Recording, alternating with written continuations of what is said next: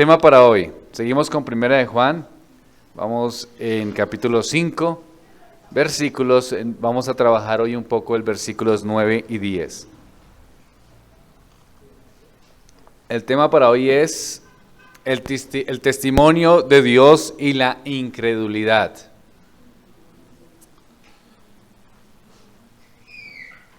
Entonces, en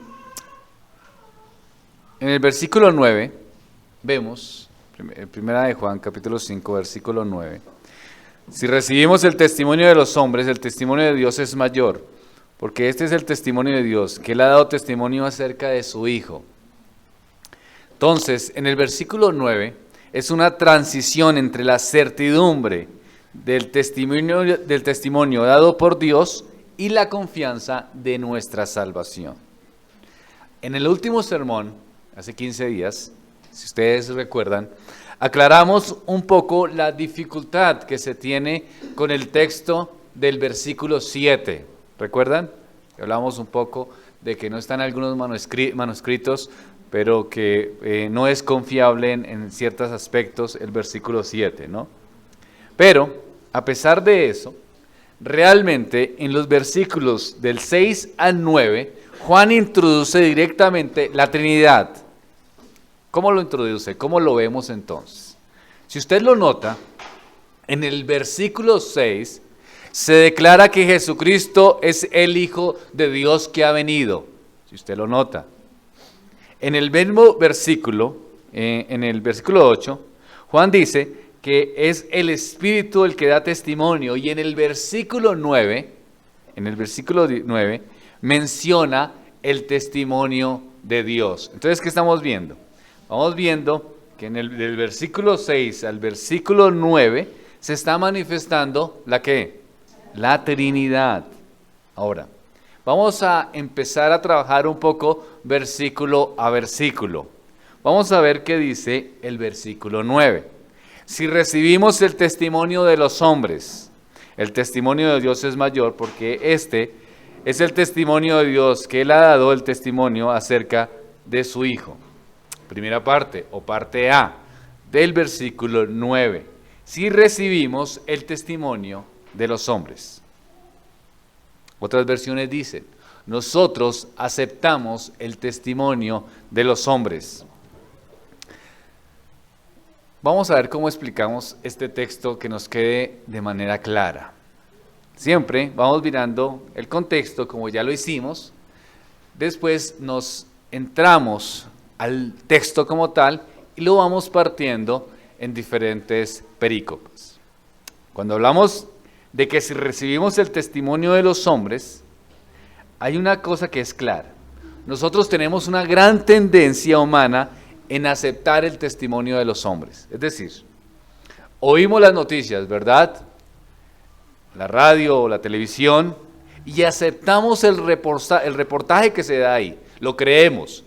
Salimos, si dicen que va a haber un terremoto en Bogotá, entonces estamos mirando y salimos asustados pensando, ¿cuándo será el momento?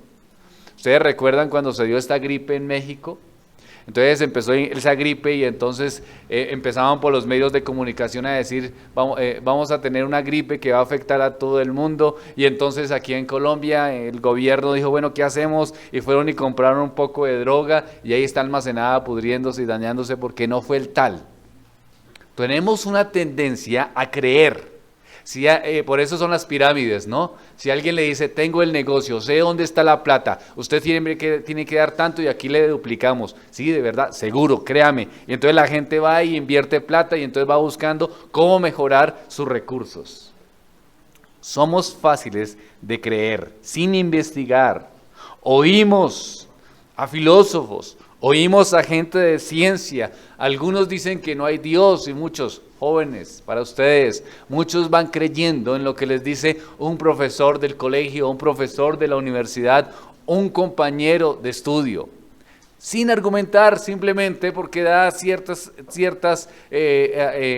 frases lógicas, y entonces va pensando, sí, definitivamente eso no está bien, ¿para qué la religión? ¿Para qué Dios? Somos seres que tendemos a escuchar y a creer lo que las personas nos dicen. Vamos creyendo a cualquier persona. Miren lo que está sucediendo en internet. Hay cristianos que están metidos todo el día mirando a ver qué nuevo predicador sale y están totalmente confundidos porque escuchan a uno que es judaizante, escuchan a otro que es reformado, escuchan a otro que es carismático y salen pensando, sí, esto cojo, esto otro, cojo por este lado otro, y su cabeza es una cabeza que no tiene ya entendimiento ni claridad.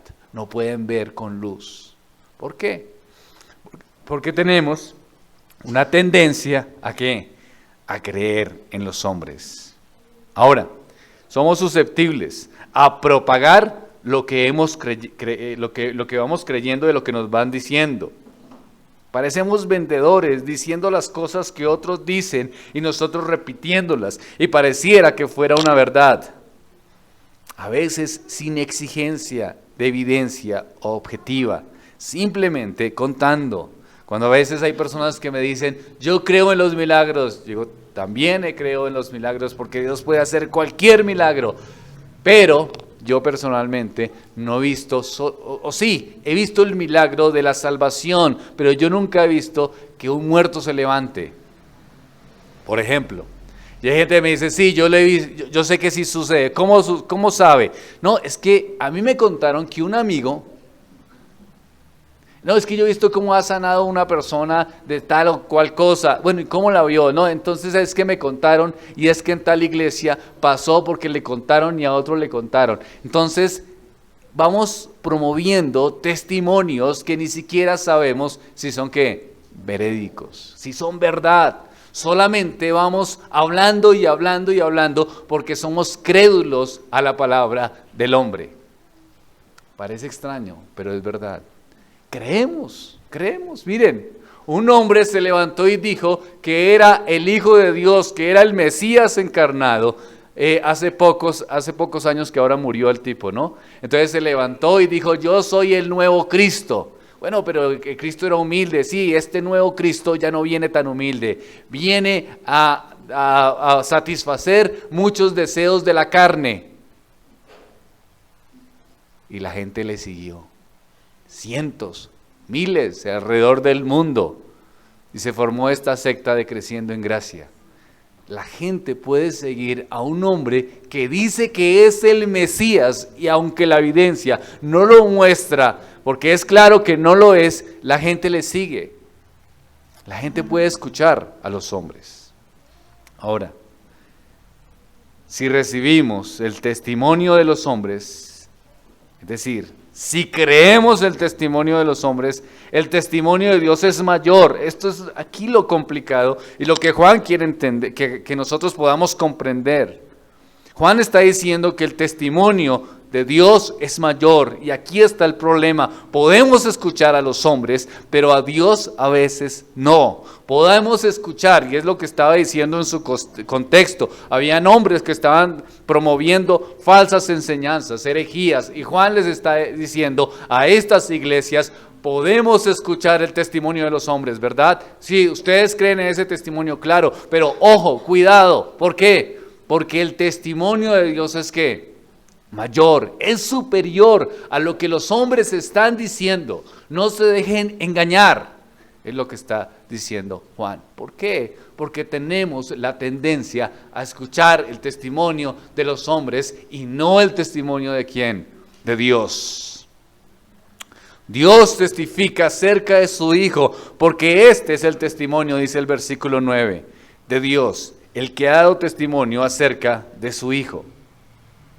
Entonces, en griego, esto es una oración condicional, simple, que se ajusta a un hecho. ¿El hecho cuál es? Que si recibimos el testimonio de los hombres, pues hay un hecho mayor, que hay un testimonio mayor. ¿Cuál es? Pues el testimonio de Dios. Juan está expresando una verdad eterna.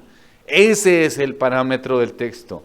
Y por consiguiente, el elemento condicional en la oración ha perdido su fuerza. Juan está diciendo que habitualmente aceptamos el testimonio del hombre. Si consideramos este versículo en el contexto más amplio del resto de las Escrituras, vemos que la expresión, el testimonio del hombre, es una referencia que Juan hace a Juan el Bautista. Vamos a verlo. ¿Por qué? Jesús dijo del Bautista en Juan capítulo 5, versículo 32.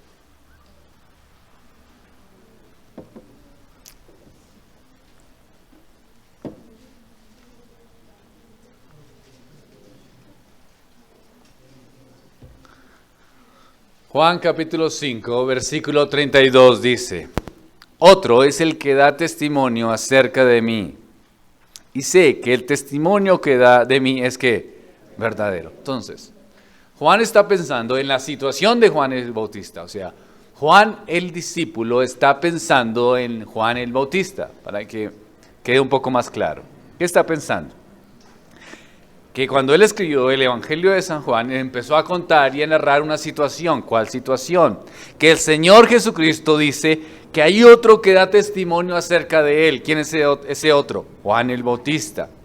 Y dice que el que da el testimonio, este testimonio es verdadero. Está diciendo, miren, Juan el Bautista está dando un testimonio verdadero, dice el Señor Jesucristo, porque es un testimonio acerca de mí. Y en ese mismo contexto, más adelante, en el versículo 36 y 37, dice lo siguiente: Mas yo tengo mayor testimonio que el de Juan. ¿Sí notan el asunto? ¿Cómo se relaciona este asunto de Juan capítulo 5 con primera de Juan capítulo 5? Particularmente versículo 9. ¿Qué está diciendo entonces el Señor? Mas yo tengo mayor testimonio que el de Juan, porque las obras que el Padre me dio para que cumpliese, las mismas obras que yo hago, dan testimonio de mí. Que el Padre que me ha enviado. También el Padre que me envió ha dado testimonio de mí. Nunca habéis oído su voz, ni habéis visto su aspecto. Entonces, Juan dio un testimonio, y está bien ese testimonio, pero el testimonio de Jesús es un testimonio que mayor, es un testimonio mayor. Ese es el punto.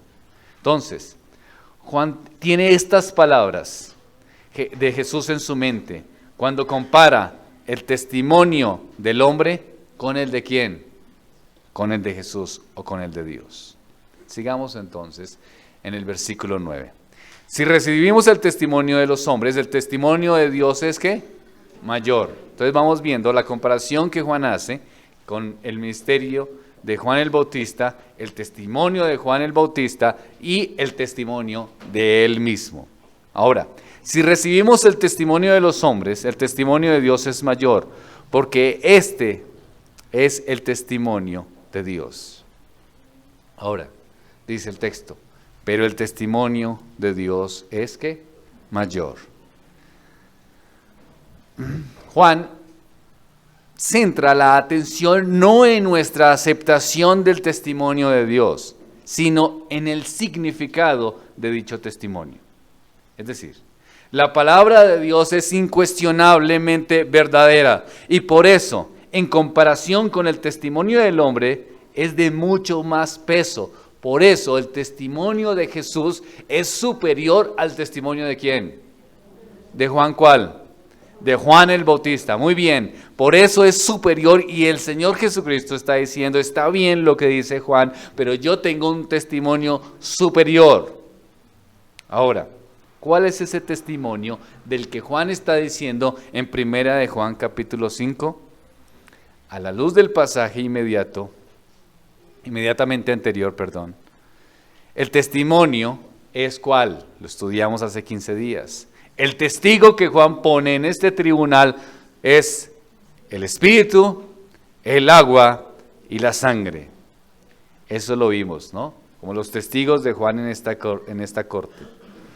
Este es el testimonio de Dios, que ha dado testimonio acerca de su Hijo. Entonces, el testimonio de Dios, el que ha dado acerca de su Hijo, incluye la voz de autoridad, la voz que habló desde los cielos, es la voz de Dios mismo. Y esto es lo que está haciendo referencia el versículo 9.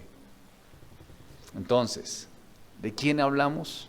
Hablamos de un testimonio superior. ¿Cuál es ese testimonio superior? el de Dios mismo, que es superior al de los hombres. Bueno, ¿y ese testimonio dónde lo hemos visto? ¿Dónde lo hemos escuchado? Está escrito. Es la palabra de Dios y es la palabra de Dios manifestada. Y es la voz de Dios que se manifestó en varios momentos, en varios espacios del ministerio de Dios, del Señor Jesucristo. Por ejemplo, voy a leer algunos textos, no es necesario que los busque.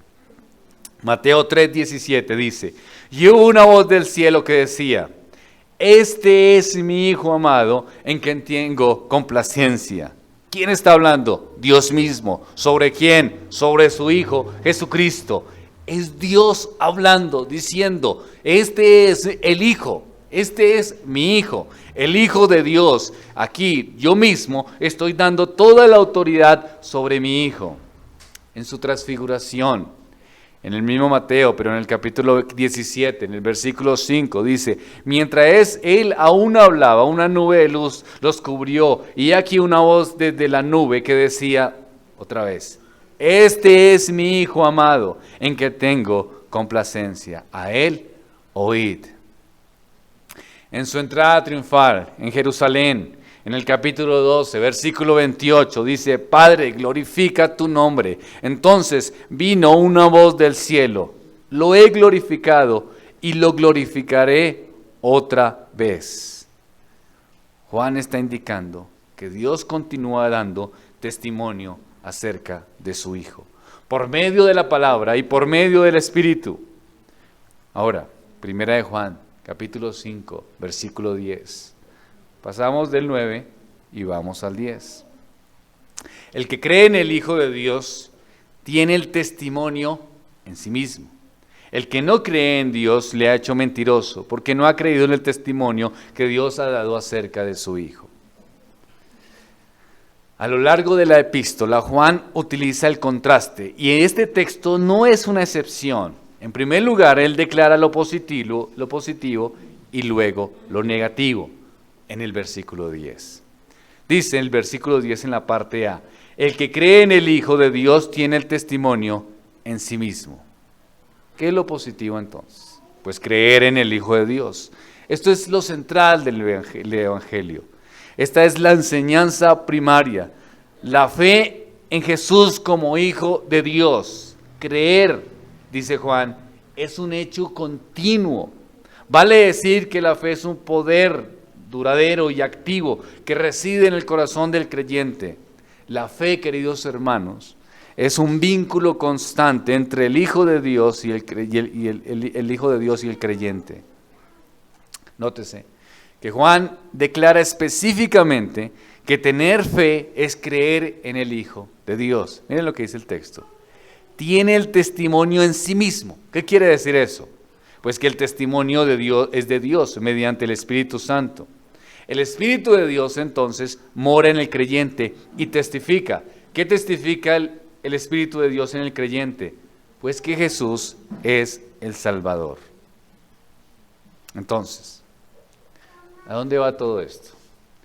Es el Espíritu Santo obrando en el corazón del hombre de tal manera que lo hace consciente de que es salvo.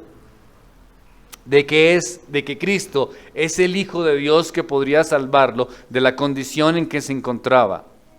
Juan está diciendo: hay un testimonio mayor y es el testimonio de Dios. No crean, aunque creen en lo que dicen los hombres, no crean solo en lo que dicen los hombres, porque el testimonio aquí es superior. ¿Cuál es? Pues el testimonio de Dios. ¿Por qué? Porque habían personas que no estaban creyendo en Jesús como Hijo de Dios. Ahora, también dice que este testimonio es en sí mismo, es decir, es espiritual, en el creyente mismo, de su propia adopción.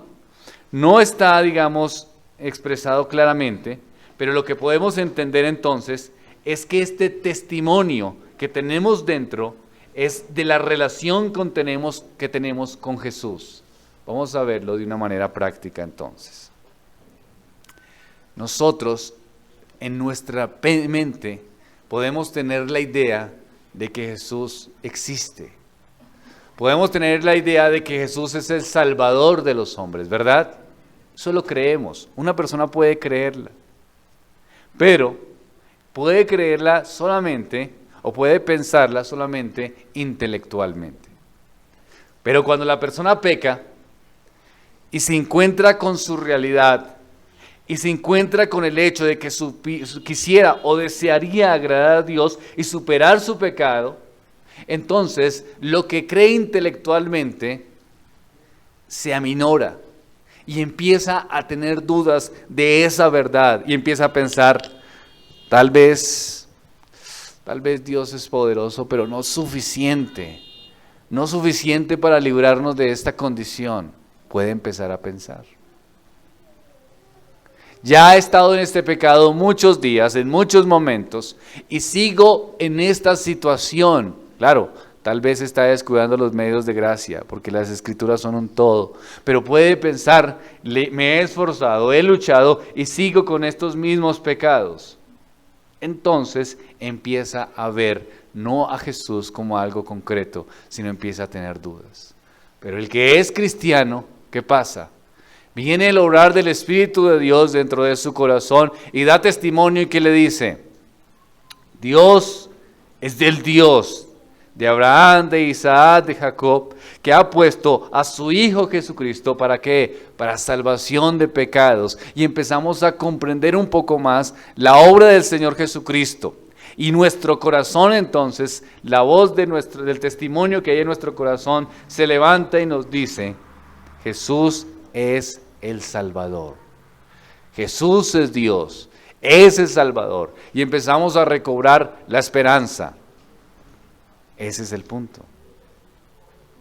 La preposición en el versículo significa que el creyente pone la plena confianza en Jesucristo, el Hijo de Dios.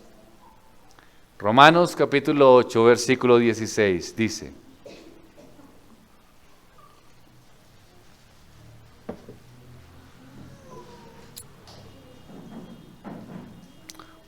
Romanos capítulo 8, versículo 16. El Espíritu mismo da testimonio a nuestro espíritu de que somos hijos de Dios. Dios ha dado por medio del Espíritu a su Hijo. Este es el testimonio que viene de Él, por medio de testigos externos, pero mora ahora en nuestros corazones y se ha transformado en la parte integral de nuestra vida espiritual. Juan dice, estos son los testigos. El agua, la sangre, el Espíritu, testigos de que el Señor Jesucristo, Dios eterno, se hizo hombre, se encarnó. ¿Con qué propósito? Con el propósito de salvación, de transformar aquellos corazones perdidos, de dar esperanza a los miserables y caídos. Ahora, eso empieza a tener sentido en nuestro interior. Lo que se hizo en el exterior empieza a cobrar sentido en nuestro interior. Y empezamos a confiar en eso. Y podemos decir, entonces esto es verdad. Entonces Dios tiene la capacidad de perdonar a pecadores como nosotros. Esta semana hablaba en consejería con un muchacho y me decía,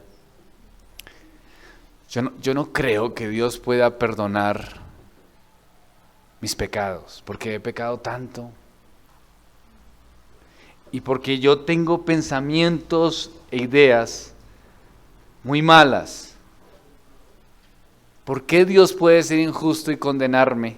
Pensaba él. ¿Por qué Dios tiene tanta ira hacia mí y yo no puedo cambiar y no puedo seguir adelante? Lo único que me espera, decía él, es condenación, si lo que la Biblia dice es verdad. Porque yo no me siento con esperanza. ¿Cuántos piensan de esa manera? Muchas veces, ¿no? Yo le decía, hay una manifestación del amor de Dios. Me decía, ¿cuál? En el hecho de que estás recibiendo el mensaje, de que estás escuchando que Dios está llamándote al arrepentimiento. Entonces, ese testimonio externo de que Jesucristo murió en la cruz del Calvario, de que se hizo hombre para salvación, se viene en nuestro interior con el Espíritu de Dios y de una manera integral hace parte de nuestra vida y confiamos. Confiamos en lo que Dios ha hecho para nuestras vidas y tenemos una esperanza salvífica. Seguimos en el versículo 10. El que no cree a Dios le ha hecho mentiroso. Aquí está la parte negativa de nuestro texto. Ya vimos la parte positiva. El que cree en el Hijo de Dios tiene el testimonio de sí mismo. Es decir, el que es salvo, el Espíritu de Dios obra en su corazón de tal manera que aunque se encuentre con la realidad de su pecado, el Espíritu de Dios está clamando que hay esperanza, porque Jesús, el Hijo de Dios, murió en la cruz para salvación. ¿Eso es negativo o es positivo? Positivo, ¿verdad? Es positivo, es esperanzador que usted pueda encontrarse ante la realidad de su pecado y pueda clamar al Señor Jesucristo y que de su interior salga una voz clamando y diciendo: Dios, el Hijo de Dios, Cristo es Salvador. Eso es esperanzador. Pero también el texto, o Juan, nos muestra una parte negativa. Es un paralelo a la primera. En vez de escribir todo el que no cree en el Hijo de Dios, Juan dice, el que no cree en Dios. Él pone énfasis en Dios, que ha dado testimonio al hombre acerca de su Hijo, porque no ha creído en el testimonio que Dios ha dado acerca de su Hijo. El hombre no puede aceptar, algunos no pueden aceptar este testimonio simplemente como información.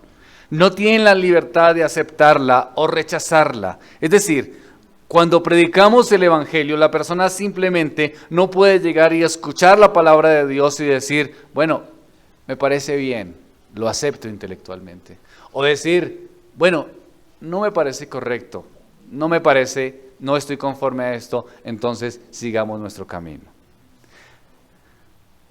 Lo que Juan quiere mostrarnos es que aquí no es simplemente una opción intelectual de una circunstancia para creer.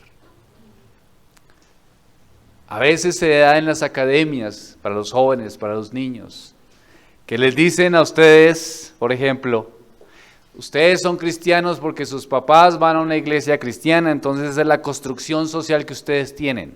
Así les van a decir. Esa es su construcción social. Ustedes han sido influenciados desde el punto de vista cristiano. Esa es una opción entre muchas opciones. Usted puede ser cristiano, puede ser musulmán, puede ser cualquier cosa, y si lo han formado, pues ha sido esa la formación. Y el concepto de moral que usted tenga será dependiendo de la formación que usted trae. Y los jóvenes dicen, ¿cómo así, verdad? Entonces yo puedo hacer cualquier cosa, claro. ¿Qué hace la diferencia? No hay diferencia ninguna, simplemente tú eres libre de escoger. Es tu forma de vida según la condición en que te han formado. Pero si yo ya estoy grande y ya no quiero esos parámetros de cuidado con el noviazgo, de asistir a una iglesia los domingos mientras que todo el mundo está acostado viendo televisión, entonces ya no quiero eso para mí. No importa. Mira otra filosofía de vida que puedas adoptar. Esa es la forma que muchos enseñan a nuestros jóvenes hoy en día. Ahora, queridos jóvenes, queridos niños o adultos que piensan así, no es correcto. La Biblia no deja esa opción. Es decir, tú no tienes la libertad de aceptarlo o rechazarlo sin ningún tipo de obligación. Esto, el mensaje del Evangelio, no es una cosa o una enseñanza que tú puedes determinar qué hacer con ella. Y si no te agrada, pues no, y sigues tu camino. No, las cosas no son así. Esto es un testimonio con autoridad real. Es el testimonio de Dios. Dios te está diciendo que Jesús es el Hijo de Dios y que solamente en Él hay salvación, no hay otra cosa. Y cuando el hombre, jóvenes, escuchen, niños, cuando el hombre rechaza el testimonio de Dios y continúa haciendo las cosas que bien le parecen, entonces está haciendo a Dios ¿qué? Mentiroso. Porque eso es lo que dice el texto, ¿verdad? Mírenlo. 5:10, parte B. Dice que el que no cree en Dios, ¿qué ha hecho de Dios? ¿O cómo ve a Dios? ¿O cuál es la realidad de Dios en su mente? Pues está diciendo que Dios es mentiroso. Dios ha testificado que Jesucristo ha venido en carne. El que lo niega, el que niega esta verdad de la salvación en Cristo Jesús como Dios encarnado, entonces está afirmando que Dios miente. No es solo una opción, no es un pensamiento, es un hombre o una mujer, un adolescente que cuando se le predica el Evangelio de Cristo, cuando se le habla de la verdad, se levanta y dice, Dios es mentiroso. No es como lo quieren hacer ver, no es simplemente una opción y pensar, mira, entiendo tu posición, tú eres un evangélico. Bueno, te respeto tu posición. Yo no creo en eso porque tengo otra posición, sigamos nuestro camino. No. Es levantarte y en esas palabras, pero la realidad estás diciendo delante del Dios eterno, del testimonio del Creador, y le estás diciendo, tú, Dios, estás ¿qué? Mintiendo. Y eso es grave. No es una cosa pequeña, no es una cosa suave, no es un pensamiento, no es un formalismo. Está hablando de que está levantándose ante el Creador del universo, ante el eterno Dios, ante el total eterno de la creación misma, al Dios de las misericordias, al Dios de las bondades y también al Dios de la ira, le está diciendo que miente. Claro, es probable que Juan se está refiriendo a los anticristos, por supuesto. El Espíritu Santo da testimonio a nuestros corazones, pero aquellos que no conocen a Cristo se levantan con orgullo y le niegan. Esta, queridos hermanos, es una ofensa seria a Dios. Negar a Jesús, negar su obra santificadora, su obra salvadora, su obra propiciatoria en la cruz del Calvario es una ofensa a Dios. Es una incredulidad deliberada, no es un pensamiento opcional. Están pecando contra Dios y como consecuencia de eso, entonces tendrán condenación. Son incrédulos. Pero alguien puede preguntar, bueno, voy entendiendo algo, pero no me queda muy claro esto. Estamos diciendo que Dios habla de que Él es un testimonio, ¿sí? Y que ese testimonio lo da el mismo Dios. Pero que hay hombres que no creen a ese testimonio. Es así. Aunque sea un testimonio de ¿quién? De Dios mismo. Pero sí creen a los testimonios de los hombres, que los hombres no tienen una voz de autoridad. Entonces la pregunta es, ¿entonces quién es? ¿Qué es esto? Porque sí creen y no creen. Bueno, sí creen. ¿A quién creen? A los hombres. Pero ¿a quién pueden no creerle? A Dios. Ahora, esto es incredulidad. ¿Pero qué es eso de la incredulidad? Aquellos que no reconocen a Cristo cuando es ofrecido mediante la predicación del Evangelio. Dios como creador no cambia sus términos y el pecador ha decidido no alterar su resolución. Es como si dijera que rehúsa a Cristo porque no quiere someterse a los términos divinos. ¿Cómo así? Sí, lo rechaza. ¿Por qué lo rechaza? ¿Por qué el pecador rechaza a Dios? Porque no quiere someterse a Dios, porque no quiere negarse a sí mismo, porque no quiere matar los deseos de la carne, porque no quiere hacer los deberes evangélicos, porque no quiere cargar su cruz cada día. Ese es el problema, no es otro. No es la teoría de la evolución que ha sido reevaluada tantas veces. No es los conceptos filosóficos o sociológicos acerca del ser y del ser en sociedad que hace que uno vaya haciendo algo. Porque también eso ha sido reevaluado, porque no hay una explicación al final de la vida, porque las Escrituras nos muestran una verdad. Entonces, toda esa argumentación filosófica y científica no tiene ninguna trascendencia ante la realidad de la muerte. Entonces, ¿por qué es? Porque no quieren someterse. No quieren.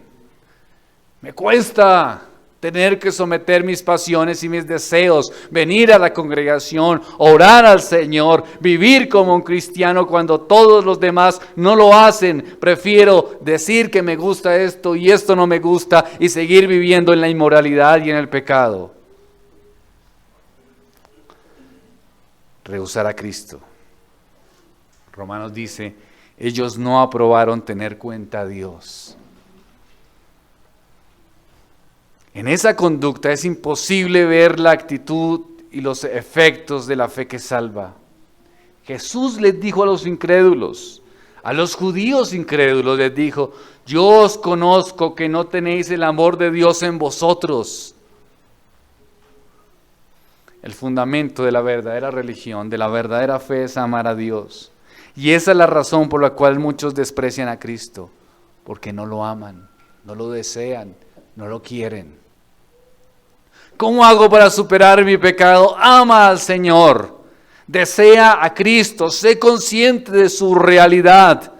No hay otra forma, no hay una manera milagrosa, no es imponiéndole las manos en la cabeza, no es dándoles algún tipo de riego, pero las personas sí quieren creer en eso. Esto es lo absurdo. Es decir, si yo ofrezco aquí algún tipo de riego para ser libres de sus pecados, hay fila. Hay fila, como en la Caracas, en todos los sitios de centros del indio amazónico. Hay fila para cualquier cosa que sea engaño y mentira de los hombres, pero para la salvación y la obra redentora no la hay. ¿Por qué? Porque prefieren seguir esclavos del pecado y no creer la verdad, porque desean cosas que sean, entre comillas, prácticas. No quieren amar a Dios, no quieren desear su palabra. Carecen del verdadero amor. El mundo los vence. En cambio, en el creyente que sí tiene al Señor, que cree a Él, que reconoce que hay un testimonio interno en su vida, ese vence al mundo por su fe. Diferente. Juan se dirige a los falsos maestros de su día, que decían que creían en Dios, decían ellos. Pero rechazaban el nacimiento y rechazaban la muerte de Jesús. Juan, sin embargo, Juan dirige sus palabras a cualquiera que rechaza el testimonio de Dios. Es decir, el incrédulo tiene toda la responsabilidad de su elección.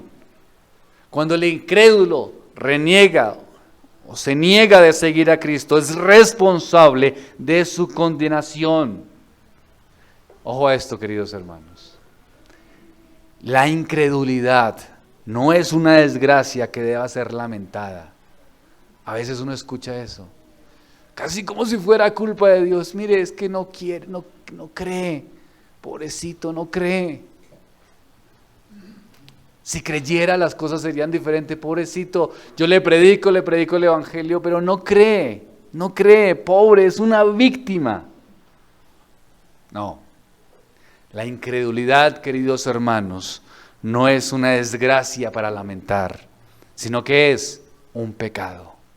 Un pecado que debe ser deplorado.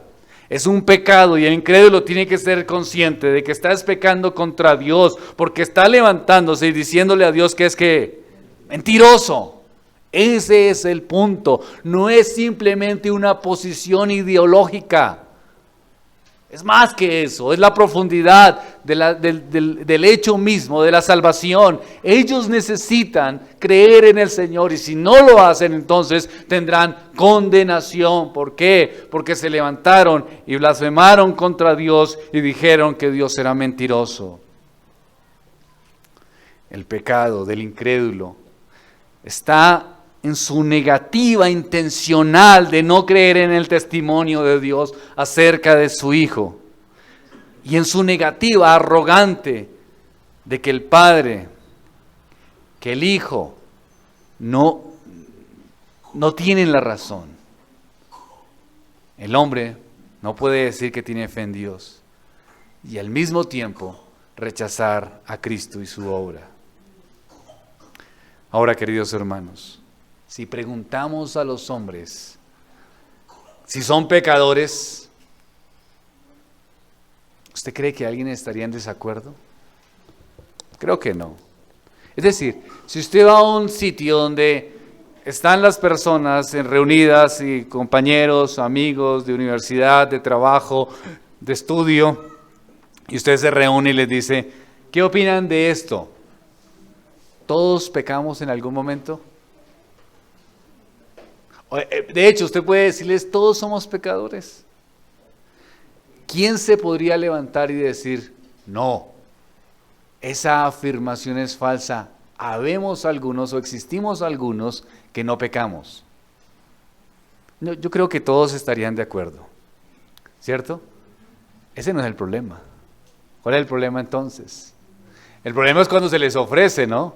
Es decir, si usted llega a ese grupo de personas y les dice, quiero hacerles una pregunta, ¿somos conscientes de que todos los que estábamos en esta sala hemos pecado de alguna manera y tenemos debilidad de nuestra carne de alguna forma y hemos pecado? Todos afirmarán sí, y entonces usted les dice, listo, muy bien, les ofrezco la ayuda para que Dios no les tenga más en cuenta sus pecados.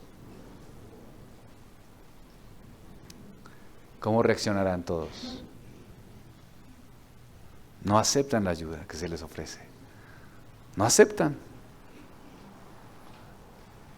Reconoce. Y la lógica sería reconocer entonces la ayuda para la salvación. Juan dice, por eso os dije que moriréis. Juan 8:24. No se preocupen, si quieren anotar el texto solamente. Juan 8:24. ¿Por qué os dije que moriréis en vuestros pecados? Porque a menos que creáis que soy, en vuestros pecados moriréis. Cristo murió, compró una iglesia para su beneficio, compró una iglesia para salvó a los pecadores de su condición. Y la fe es el canal mediante el cual se reciben esos beneficios de Dios que Dios ha anunciado a favor de los hombres. Como demostración de justicia, dice Romanos. Dios ha puesto a él como expiación por la fe en su sangre a causa del perdón de los pecados pasados en la presencia de Dios. Y Efesios dice, porque por gracia sois salvos, ¿por medio de qué? De la fe. Y esto no de vosotros, pues es don de Dios. Es decir, está la solución, está el remedio, pero ¿qué hacen los hombres? Lo rechazan. Cuán espantoso y terrible será el día del juicio. Los hombres, los seres humanos consideramos una tragedia de acuerdo a la cantidad de muertes, ¿verdad? Es decir, si usted le dicen, hubo un accidente en la autopista y murieron 2 personas, usted dice, tremendo. Pero usted dice, hubo un terremoto y murieron 10, 100, 200, 1000 personas, usted piensa, la cosa es grave y ve la magnitud de la tragedia. En ese día del juicio, todos los periódicos y noticieros de la tierra no serán suficientes para recoger las funestas noticias del día final. Será una tragedia sin esperanza para millones de hombres y mujeres que prefirieron ser condenados que convertirse a Cristo el Señor. Si los incrédulos pudieran ver el infierno, o si tan solo escucharan lo que dice la Biblia, no podrían dormir. Si alguno de ustedes no está en Cristo Jesús, sepa que viene la condenación. Si ha rechazado al Señor toda su vida, sepa que viene la condenación. Y si entiendes lo que implica la condenación en el día del juicio, no podrías dormir esta noche. ¿Hasta cuándo? Hasta poder ser liberado. ¿De qué? De ese destino funesto y desgraciado que es la condenación. Niños, jóvenes, aquellos que nos visitan. Es irracional no creer en Cristo y su obra. La incredulidad Es un gran, gran pecado. No es solo una opción de pensamiento. Pueden disfrutar, pueden parecer buenos, pueden verse alegres, hasta conmovidos emocionalmente. Pueden parecer buenas personas los incrédulos. Pero las Escrituras nos muestran que el pecado de la incredulidad es el mayor de los pecados por el ser el más peligroso y es la madre de todos los demás pecados. Y recibirán condenación. Ahora, Cristo hace el llamado. Dice el salmista: Jehová de los ejércitos, dichoso el hombre que confía en ti. Dios hace el llamado. Confía en el testimonio de Dios, que es veraz y no el de los hombres, que van cambiando según circunstancias. No te dejes engañar. Ven a Cristo. Cree en el Señor. Es una verdad evidente. Es la voz de Dios dando testimonio de esa realidad que encontramos en las Escrituras. Reconócelo en tus caminos, vive en pos de ellos y tendrás esperanza. Ahí sí podrás salir de tus luchas pecaminosas, no de otra forma. Encuéntrate en Cristo, cree en Él y vive para Él y verás su gloria. Oremos al Señor.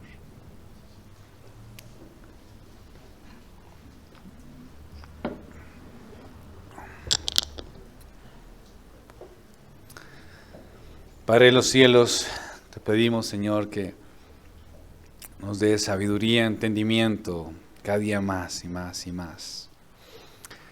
Te pedimos que seamos o que creamos en este testimonio veraz, que está en tus Escrituras, Señor, este testimonio real, que tú has enviado a tu Hijo para salvación a una iglesia rebelde, pero en tu gracia y en tu amor los has traído. Guárdame de estar escuchando testimonios falsos o de poner el testimonio de los hombres por encima de Dios. Ayúdanos a creer en ti, en tu palabra, y guíanos a esa verdad. Te lo pido en Cristo Jesús. Amén.